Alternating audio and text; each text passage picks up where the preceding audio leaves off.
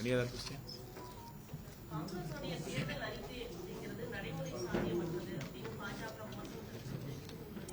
நான் ஏற்கனவே சொன்னோம்மா 1952 இருந்து ஜவஹர்லால் நேரு, லால் பகதூர் சாஸ்திரி, அன்னை இந்திரா காந்தி, எங்களுடைய தலைவர் ராஜீவ் காந்தி, நரசிம்மராவ், டாக்டர் மன்மோகன் சிங், நாங்க கொடுத்த வாக்குறுதியை ஏதாவது நிறைவேற்றலன்னு மோடியால சொல்ல முடியுமா? காங்கிரஸ் ஆட்சியில கொடுத்த வாக்குறுதியை 100% நிறைவேற்றி இருக்கோம்.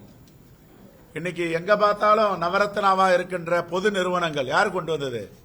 மோடி ஆட்சியிலையா, பாஜக ஆட்சியிலையா? கட்டுமானங்கள், நீர்நிலை அமைப்புகள், இதெல்லாம் யார் கொண்டு வந்தது?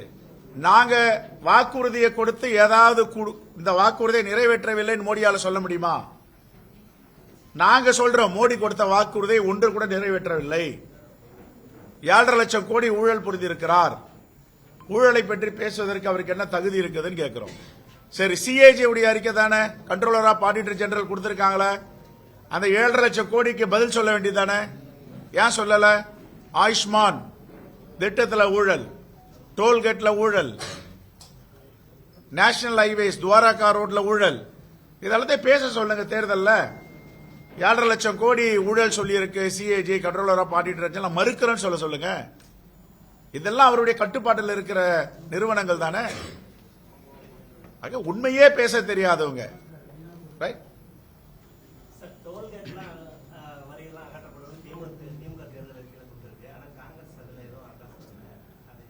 தொடர்ந்து எங்க தலைவர் ராகுல் காந்தி பேசி வருகிறார். இப்படி உண்மைக்கு புறம்பாக காலாவதியான போன சுங்கச்சாவடிகளை நாங்கள் அகற்றுவோம் சொல்லிட்டு இருக்காரு.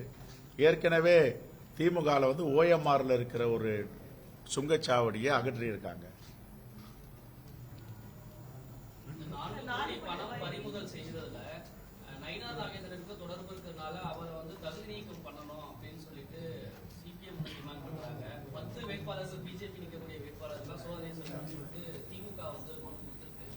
நாங்க ஏற்கனவே நேற்றுக்கு திருநெல்வேலியில பத்திரிகையாளர் சந்திப்புல சொன்னோம், பணமோ திருப்பி கொடுக்கப்படும், வழக்கம் இருக்காது, அமலாக்கத்துறையும் போகாது, இன்கம் டாக்ஸும் போகாது, சிபிஐயும் வேடிக்கை பார்ப்போம்.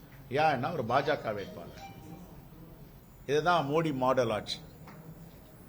அவர்களுடைய வேட்பாளர், அவர்களுடைய ஆட்சி, அவருடைய அமைச்சர்கள், அவருடைய பார்லிமெண்ட் மெம்பர்ஸ், அவருடைய எம்எல்ஏன்னா வழக்கு கிடையாது. எல்லாம் வாஷிங் மிஷின்ல கிளீன் ஆயிட்டு வந்துருவாங்க. கங்கையில குளிச்ச புனிதவான்கள் தான் அவங்க எல்லாம்.